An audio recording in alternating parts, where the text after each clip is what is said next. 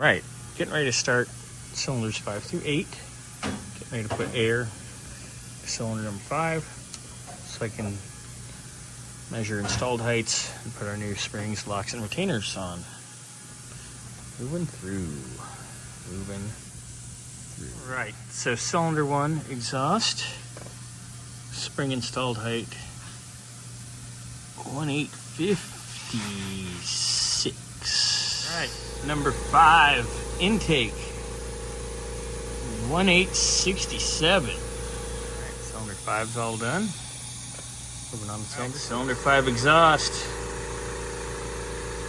Right about 1855. Call that 1854 and 3/4. All right, cylinder 5's done. 2 more to go. 7 intake 1857 exhaust 1850.